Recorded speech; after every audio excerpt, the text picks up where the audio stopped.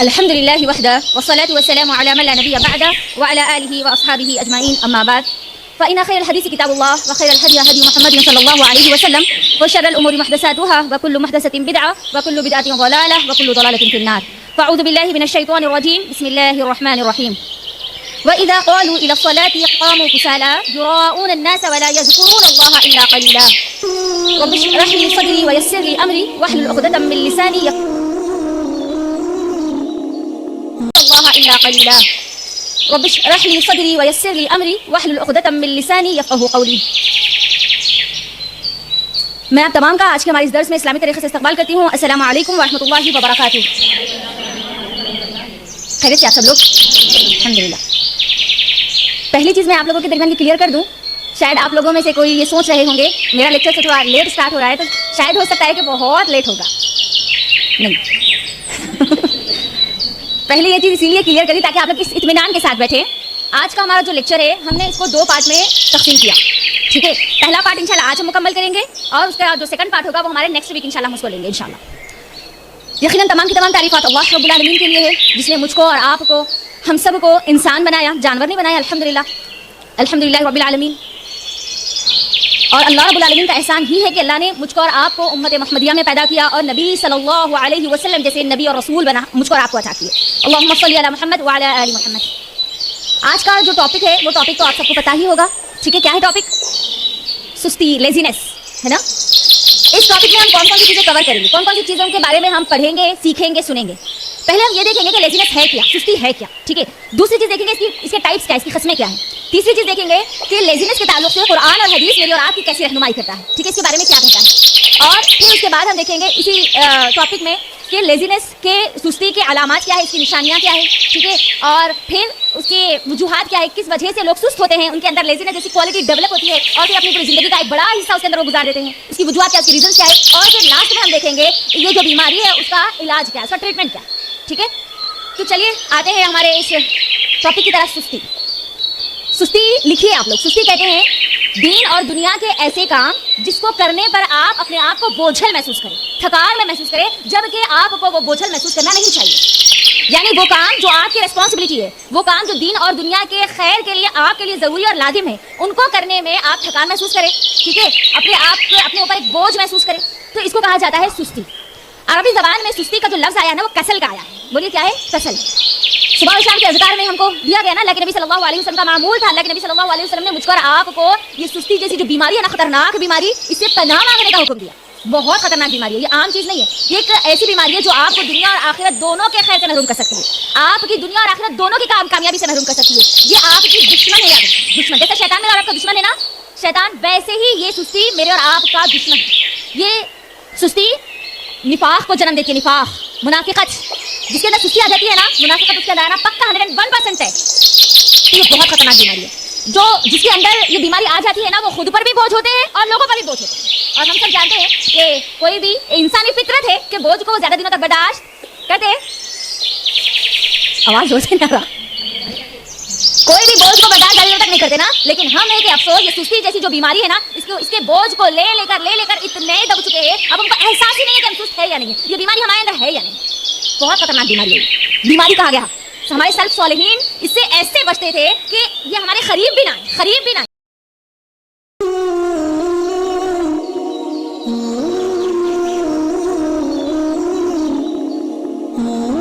اس کے اندر جانا تو دور کی بات ہے, کیونکہ منافقت ہے نا, منافق یہ بہت خطرناک ٹائپ ہے ان لوگوں کی جو اللہ رب العالمین کو سخت ناپسند کرتا ہے. جہنم کا جو نچلا حصہ ہے نا, انہی لوگوں کے لیے تیار کیا گیا ہے. اس بیماری کو جنم دیتی ہے یہ سستی. آگے ہم دیکھیں گے کہ کیسے اللہ رب العالمین قرآن میں ہم سب کی رہنمائی کرتا ہے اس سستی کو لے کر. تو یہ بات تو کلیئر ہو گئی کہ بہت خطرناک چیز ہے. ٹھیک ہے, ہم سب کو اس سے بچنا ہے, پہلے کلیئر کر لینا. ہم کو اپنے اندر آنے نہیں دینا, آنے دینا تو دور کی بات ہے, ہمارے سائڈ میں بھی نہیں آنا, کارنر پہ بھی نہیں آنا ہماری زندگی کے. اب اس کے ٹائپس کیا ہے, اس کی قسمیں کیا ہے؟ اس کی 2 قسمیں یاد رکھنا. سستی کی 2 قسمیں ہیں. پہلے عقل کی سستی اور دوسری جسم کی سستی. عقل کی سستی کیا ہے؟ عقل کی سستی ہے اللہ رب العالمین کی نعمتوں پر غور و فکر نہ کرنا, اس کی دی گئی نعمتوں کا استعمال نہ کرنا. اللہ رب العالمین نے جو صلاحیتیں ہم کو دی ہے اس کو نہ پہچاننا, اس کا استعمال نہ کرنا, کوئی چیز نہیں کرنا. یعنی اپنے دماغ کو بالکل استعمال نہیں کرنا, جو ہے جیسا ہے بس ویسے ہی رہنا, جس حال میں بس اسی حال میں رہنا. اپنے آپ کو بہتر کرنے کی کوشش نہیں کرنا, نئی چیزیں کرنے کی طرف بالکل نہیں جانا. یہ کیا ہے؟ عقل کی سستی ہے. اور میں آپ سب کو بتا دوں میرا اور آپ کا جو رب ہے اللہ رب العالمین جو سب سے پیارا رب بہترین رب نبی صلی اللہ علیہ وسلم سب سے پیارے نبی کتاب اللہ قرآن مجید سب سے بہترین کتاب اور یہ شریعت جو مجھ کو آپ کو دی گئی ہے نا سب سے بہترین شریعت یہ سب کے سب اس سستی کے سخت خلاف ہے. نہ اللہ چاہتا ہے کہ ہمارے اندر یہ بیماری آئے نہ نبی صلی اللہ علیہ وسلم نہ یہ شریعت چاہتی ہے نہ کتاب اللہ چاہتی ہے. کوئی نہیں چاہتے کہ یہ بیماریاں کبھی ہمارے قریب بھی پھٹکے. تو یہ جو عقل کی سستی ہے نا عقل کی سستی ماند پڑ جانا اپنے دماغ کا بالکل استعمال نہیں کرنا کوئی نئی چیز نہیں کرنا جو ہے جیسا ہے ہاں بس ہے ہم کو کچھ نہیں کرنا ہماری اپنی طرف سے ہمارے دماغ کے گھوڑے بالکل نہیں دوڑانا. آپ دیکھیے ہمارے جو صحابہ تھے نا سلف صالحین کو دیکھ لو صحابہ کو دیکھ لو. آپ لوگ مجھے بتائیے مسلمانوں کا گولڈن ایج آف مسلمز کا پیریڈ کیا ہے کون سا پیریڈ کو مانا جاتا ہے جس میں مسلمانوں نے سب سے زیادہ دنیا میں فتوحات کی ہے سب سے زیادہ دنیا کو بہترین سے بہترین چیزیں دی نئے نئے ایجادات نئے نئے ڈسکوریز کیے 8 سینچری سے لے کر 16 سینچری یہ ہے مسلمانوں کا گولڈن ایج آف مسلمز اور پوری دنیا آج اس بات کو مانتی ہے یہ جو پیریڈ تھا اس کے اندر مسلمانوں نے دنیا کو بہت فائدہ پہنچایا اور وہ تھے کون میرے اور آپ کے صحابہ دین میں بھی آگے دنیا میں بھی آگے عقل سے سست نہیں تھے جہاں اپنی راتیں اللہ رب العالمین کا ذکر کرتے گزارتے تو اپنے دن اللہ رب العالمین نے جو حلال کام کرنے کا حکم دیا نا اس کو کرنے میں گزارتے راتیں اللہ کے قیام میں گزرتی ان کی تمام کی تمام گزرتی تو ان کے دن تجارتوں کو کمانے کے لیے نکلتے جنگوں کو لڑنے کے لیے نکلتے نہ ان کی راتوں میں وہ عقل کے سست تھے نہ دن میں وہ عقل کے سست تھے. اور آج آپ دیکھ لیجیے ہمارے امت مسلمہ کا ایک بڑا حصہ اگر میں آپ کو بولوں کہ زیادہ تر حصہ اس کا شکار ہے کوئی نئے کام کرنا نہیں چاہتے جو ہے جو پہلے سے چلتا ہو نا بس اسی کو لے کر آگے بڑھو نہیں سم تھنگ نیو کرنے کی جو کوالٹی ہے نا وہ عقل کے سست جو لوگ ہوتے ہیں نا ان کے اندر نہیں. آج ہمارے مسلمان مجھے بتائیے نئے نئے چیزوں کی ایجاد کر رہے ہیں نئے نئے چیزوں کی طرف جا رہے ہیں دنیا کو فائدہ پہنچانے کے لیے کچھ کر رہے ہیں اپنی آخرت کے لیے کچھ کر رہے ہیں نہیں. اللہ رب العالمین نے جو شریعت دی ہے نا اس کو پڑھنے سے ہم خاصر ہیں. عقل کے جو سست لوگ ہوتے ہیں نا وہ کبھی اللہ کی کتاب پر غور فکر نہیں کرتے.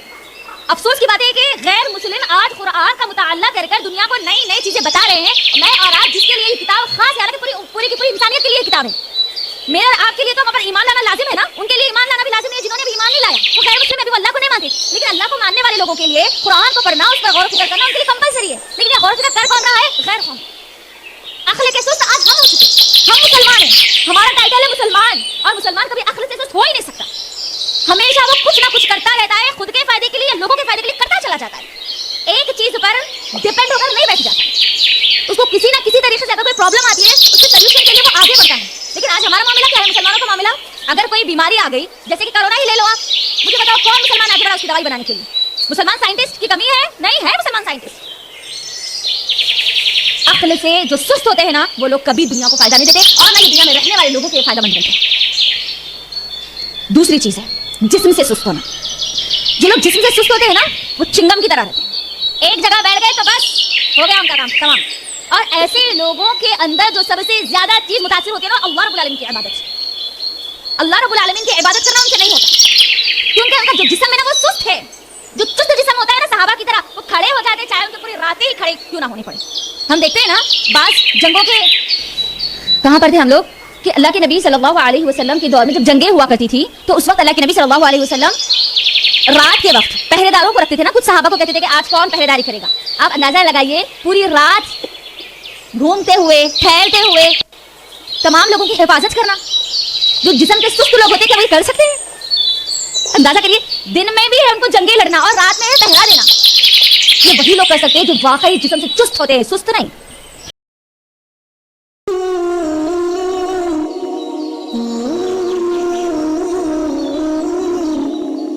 جو جسم سے جو سست ہوتے ہیں نا یہ اپنے جسم سے ان کو جو کام کرنا چاہیے وہ کام نہیں کرتے. ان کی صرف فکر ہوتی کیا ہے کھانا ہے اور بیٹھنا ہے وہ کھانے کو گلانا کیسے وہ نہیں جانتے. یہ ہوتے کون لوگ جسم سے سست لوگ. اور ایسے ہی لوگوں کے بارے میں اللہ رب العالمین نے قرآن مجید میں سورۃ النساء سورہ نمبر 4 کی آیت نمبر 142 میں اللہ رب العالمین نے کہا وَإِذَا قَامُوا إِلَى الصَّلَاةِ قَامُوا كُسَالَىٰ. یہ وہ لوگ ہیں یعنی منافقین کے تعلق سے خاص طور پر یہاں پر کہا گیا یہ وہ لوگ ہیں جب ان کو کہا جاتا ہے کہ نمازیں پڑھو تو یہ لوگ کیا کرتے ہیں نماز تو پڑھتے ہیں کھڑے تو ہوتے ہیں لیکن کیسے سستی کے ساتھ کاہلی کے ساتھ اور دکھاوے کے لیے پڑھتے ہیں. اسی لیے پڑھتے ہیں کہ ہمارے ساتھ رہنے والے لوگ ہیں اگر میں نہیں پڑھوں گا تو کیا ہوگا مگر میں نہیں پڑھوں گی تو کیا ہوگا دکھاوے کے لیے.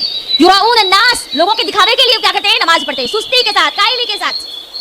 اور ولا یذکرون اللہ الا قلیلا اور یہ وہ لوگ ہیں جو اللہ رب العالمین کا ذکر بہت کم کرتے ہیں.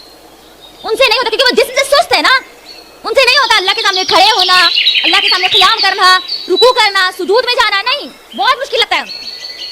जिस्म से जो लोग सुस्त होते हैं ना वो लोग, ये लोग क्या कहते हैं, रेडीमेड चीजों को ज्यादा पसंद करते हैं। मैं ये नहीं बोली कि उसका इस्तेमाल नहीं करना, कभी कभार अगर इस्तेमाल किया जाए तो अलग है, लेकिन सिर्फ उसी चीज को तरजीह देना ये बहुत गलत बात है, सुस्ती की अलामत है। आज हमारा रेस्टोरेंट देख लो, ये नहीं बोली कि नहीं जाना चाहिए, लेकिन हर बार उठे के जाना ये गलत है। खुद से काम करना, खुद को काम पर लगाना, अपने जिस्म को मेहनत और मशक्कत में डालना।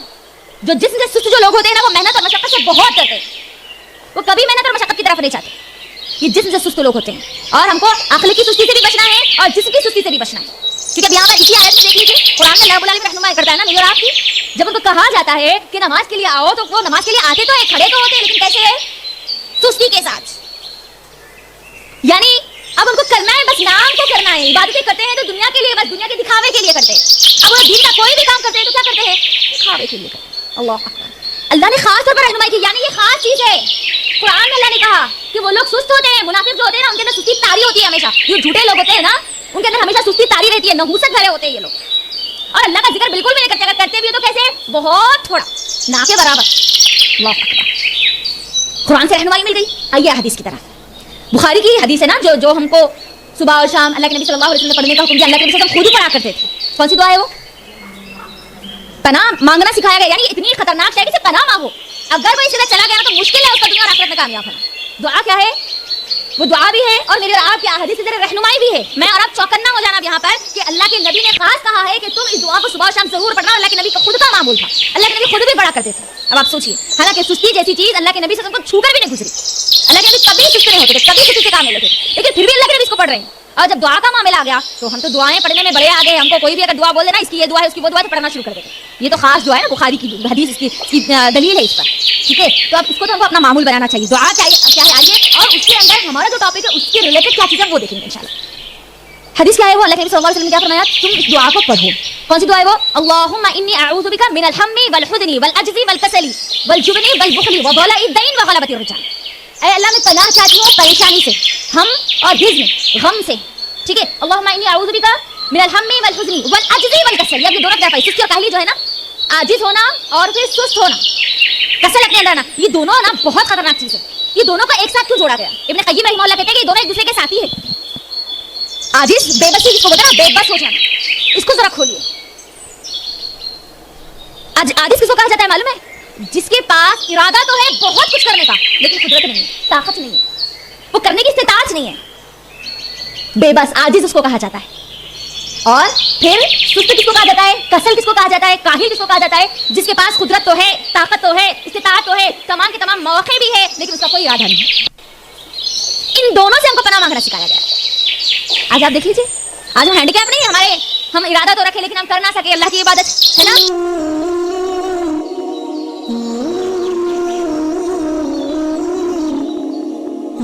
लोगों को फायदा पहुंचाने वाले काम इरादा कर, लेकिन ऐसा तो नहीं है ना कि अल्लाह ने हमको मासूर बनाया है, कमजोर बनाया है, फकीर बनाया है, ऐसा तो नहीं है ना।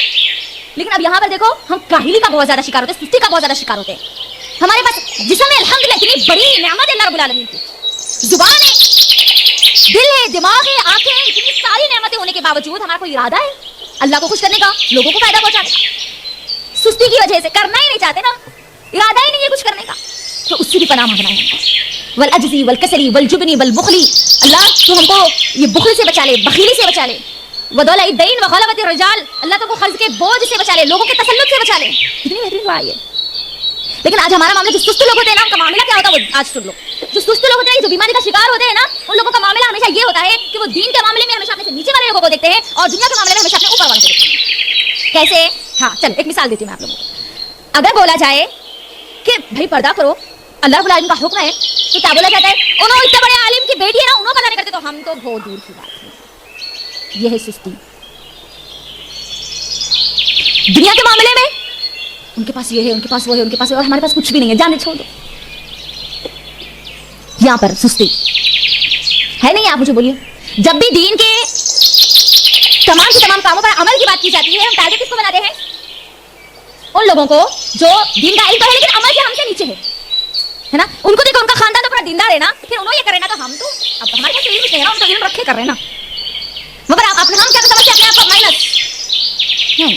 ये हमारा मामला नहीं होना चाहिए। अल्लाह का हुक्म आपके लिए भी उनके लिए भी, अगर वो अमल नहीं करेंगे ना तो वो उनकी सुस्ती की वजह है, लेकिन आप नहीं करेंगे तो आप उनके ज़िम्मे में जब उनका हिसाब किया जाएगा, आपका हिसाब किया جائے گا تو دونوں کا ایک ساتھ تولا جائے گا نہیں نا, الگ الگ ہوگا نا. ہر ایک کے جو نام اعمال ہوں گے, جس کے اعمال ہیں وہ اس کے سامنے تولے جائیں گے.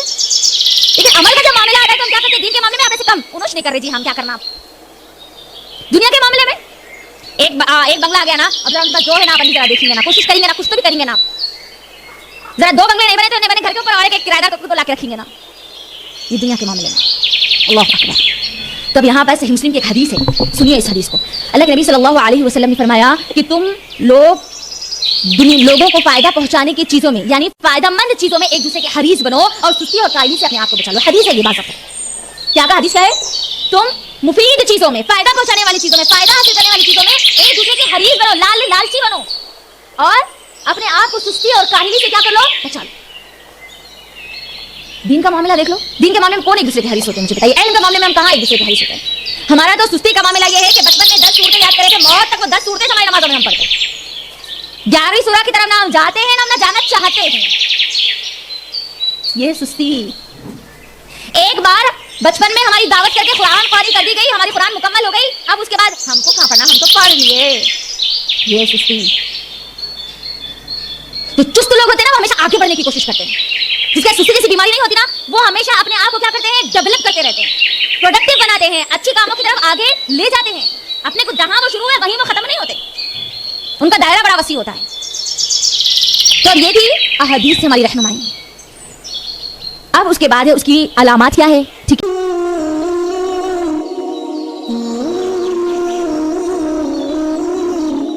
علامات کیا ہے. ٹھیک ہے, سستی یہ بیماری کس کے اندر ہوتی ہے, کون سے لوگوں کے اندر ہوتی ہے, کیوں ہوتی ہے یہ. ٹھیک ہے, یہ بھی ایک بہت بڑا سوال ہے نا. اس کی وجوہات کیا ہے اور اس کا رزلٹ, اس کا ٹریٹمنٹ کیا ہے, اس کا علاج کیا ہے. یہ چیزیں ہم ہمارے نیکسٹ درس میں دیکھیں گے. ہے تو یہ بہت خطرناک چیز, بچنا تو ہم کو ہے, اور اپنے آپ کو بھی چیک کرنے کے کہ میں تو اس کے اندر انوالو نہیں ہوں, اور ہمارا زیادہ تر حصہ ہم سب کہیں نہ کہیں کسی نہ کسی فیصد میں اس بیماری میں مشغول ہے, شامل تو ہے.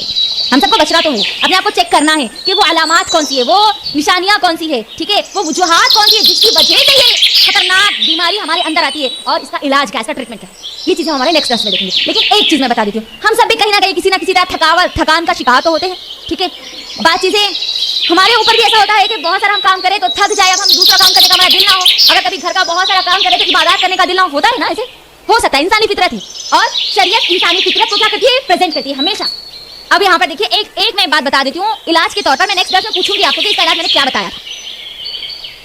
فاطمہ رضی اللہ تعالیٰ عنہا اور علی رضی اللہ تعالیٰ عنہ, یہ جو فیملی ہے, امیر فیملی تھی یا غریب فیملی تھی, بتائیے مجھے جی. دنیاوی اعتبار سے تو غریب ہے, لیکن کون ہے علی رضی اللہ تعالیٰ عنہ؟ اللہ اکبر, جنت کے سرداروں میں سے ایک سردار. فاطمہ رضی اللہ تعالیٰ عنہ جنت کی عورتوں کی سردار, دنیاوی اعتبار سے غریب ہے, یہ کلیئر ہے. ہم کو ہچکچانے کی ضرورت نہیں ہے کہ وہ غریب تھے, نہیں, ان کی غریبی ان کی بہت بڑی طاقت تھی, یاد رکھنا. تو اب ہماری جو فاطمہ رضی اللہ تعالیٰ عنہ تھی, وہ جو چکی, ہماری طرح چکیوں سے آٹا نہیں آ جایا کرتا تھا نا, وہاں پر کیا کرتے تھے, خود جو کو کیا کرتے تھے, پیسا کرتے تھے, اس کا آٹا بنایا کرتے تھے, اس کی روٹی ڈالا کرتے تھے, خود کیا کرتے تھے یہ کام. اور پانی کی طرح ہمارے جیسا گھروں میں آج پانی کی زبردست سہولتیں, ویسی سہولتیں نہیں تھیں. جو کنویں ہوتے تھے وہاں سے کیا کرنا پڑتا تھا, پانی کو لانا پڑتا تھا. تو اب ہماری فاطمہ رضی اللہ تعالیٰ عنہ جو ہے وہ یہ گھر کے تمام کام اکیلی کر رہی ہے. کرتے کرتے جب تھک جاتی ہے, علی رضی اللہ تعالیٰ عنہ جب ان کو دیکھتے ہیں کہ فاطمہ رضی اللہ تعالیٰ عنہ بڑی تھکان کا شکار ہو رہی ہے, تو ان کو کہتے ہیں کون, علی رضی اللہ تعالیٰ عنہ, کہ اے فاطمہ جا کر اپنے جو باپ ہے یعنی محمد رسول اللہ صلی اللہ علیہ وسلم کے پاس جاؤ, کیونکہ ان کے پاس کچھ غلام آئے ہیں, ہو سکتا ہے تم کو کوئی غلام ایک مل جائے جو تمہاری ان کاموں میں مدد کرے. جا کر اپنے والد سے جا کر بولو کہ میرے لیے مشکل ہو رہا ہے, میں بڑی تھکان کا شکار ہو رہی ہوں, میرے لیے یہ کام کرنا بہت مشکل کا ایک سبب بن رہا ہے. تو اب فاطمہ رضی اللہ تعالیٰ کیا کرتی ہے, جاتی ہے کہاں, اللہ کے نبی صلی اللہ علیہ وسلم کے پاس. جب گھر جاتی ہے تو وہاں پر رہتے کون, اما عائشہ رضی اللہ تعالیٰ, اللہ کے نبی صلی اللہ علیہ وسلم گھر پہ نہیں رہتے. فاطمہ رضی اللہ تعالیٰ کو آنے کا ریزن پوچھتے ہیں کون, اما عائشہ رضی اللہ تعالیٰ, اور پھر فاطمہ رضی اللہ تعالیٰ ان کو ریزن بتا دیتی ہے کہ میں تو ایک غلام لینے کے لیے آئی تھی تاکہ وہ میرے گھر کے کاموں میں میری مدد کر سکے, اور اللہ کے نبی صلی اللہ علیہ وسلم نہیں ہے, تو اب وہ ان کو وجہ بتا کر اپنے گھر چل دیتی ہے فاطمہ رضی اللہ تعالیٰ.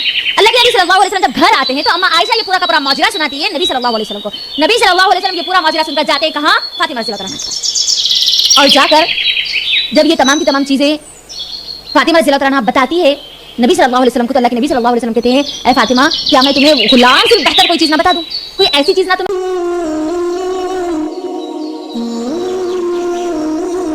دے دوں جس سے نا یہ غلام سے جو تم کو آسانی ہوگی نا, تم کو لگتا ہے نا کہ تمہارے لیے آسانی ہوگی, اس سے بھی زیادہ تمہارے لیے آسانی ہوگی, کوئی ایسی بات نہ بتلا دوں.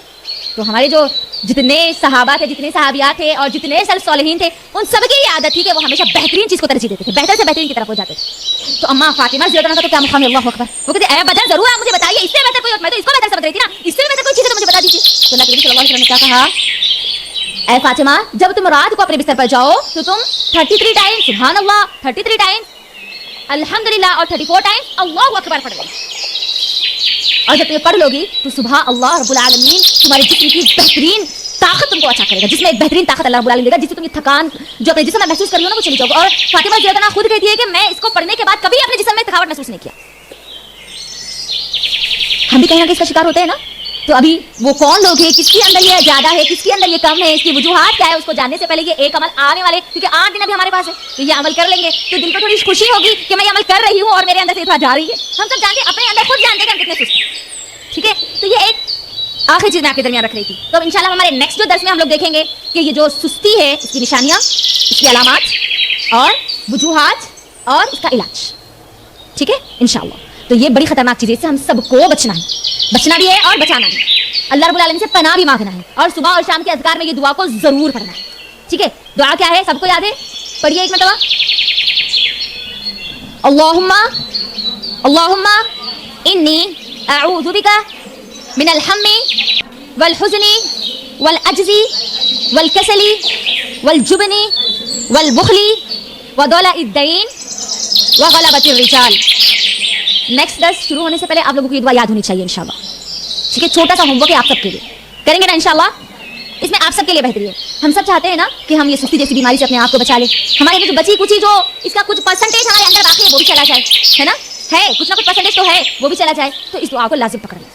ٹھیک ہے, تو یہیں پر انشاءاللہ میں اپنی بات کو مکمل کرتی ہوں اور اللہ رب العالمین سے دعا کرتی ہوں کہ اللہ رب العالمین ہم سب کو اس مہلک بیماری سے محفوظ رکھے, ہم سب کو ہمیشہ چست رہنے والے بنا دے, اللہ رب العالمین کی خوب عبادت کرنے والے بنا دے, ہم کو عقل سے بھی اللہ رب العالمین چست کر دے اور پھر جسم سے بھی اللہ رب العالمین کو چست کر دے. آمین. وآخر الدعوانا الحمدللہ رب العالمین. السلام علیکم ورحمۃ اللہ وبرکاتہ.